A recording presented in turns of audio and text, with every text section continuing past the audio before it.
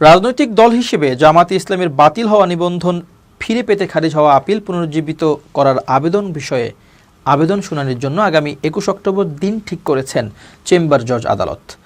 Appeal বিভাগের পূর্ণাঙ্গ ও নিয়মিত বেঞ্চে এই আপিল আবেদনের শুনানি হবে। রোববার আপিল বিভাগের বিচারপতি মোহাম্মদ আশফাকুল ইসলামের চেম্বার জজ আদালত এই আদেশ দেন।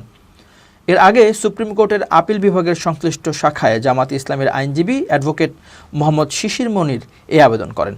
ওই আবেদনের বিষয়ে শুনানি হয়েছে। আইনজীবী শিশির মনির বিষয়টি নিশ্চিত করেছেন। এক রিট আবেদন নিষ্পত্তি করে ২০১৩ সালের ১ আগস্ট জামায়াতে ইসলামের নিবন্ধন বাতিল ও অবৈধ ঘোষণা করে রায় দেন হাইকোর্ট বিভাগ।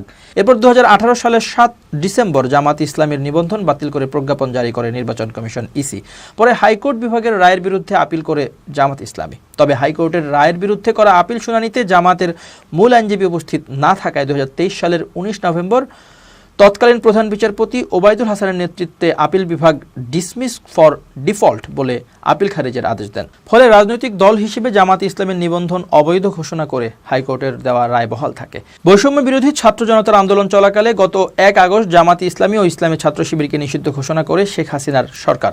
সন্ত্রাস বিরোধী আইনের ১৮(১) ধারায় জামাত, ছাত্র শিবির সহ তাদের অন্য অঙ্গ সংগঠনকে নিষিদ্ধ করে স্বরাষ্ট্র মন্ত্রণালয় প্রজ্ঞাপন জারি করে। তবে গত ২৮ আগস্ট জামায়াতে ইসলামী ও ইসলামী ছাত্র শিবির নিষিদ্ধের সিদ্ধান্ত বাতিল করে প্রজ্ঞাপন জারি করা হয়। ছাত্র জনতার রক্তাক্ত আন্দোলনের মুখে পদত্যাগ করে গত ৫ আগস্ট দেশ ছাড়েন সাবেক প্রধানমন্ত্রী ও আওয়ামী লীগ সভানেত্রী শেখ হাসিনা। এরপর সংসদ ভেঙে দেওয়া হয়।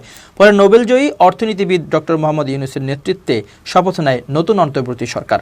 বিদায়ী সরকারের নানান অনিয়ম, দুর্নীতি, অপশাসন, হত্যা, গণহত্যা, গুমের সঙ্গে জড়িতদের বিচারের মুখোমুখি করতে এখনও আন্দোলন চালিয়ে যাচ্ছে বিভিন্ন সংগঠন।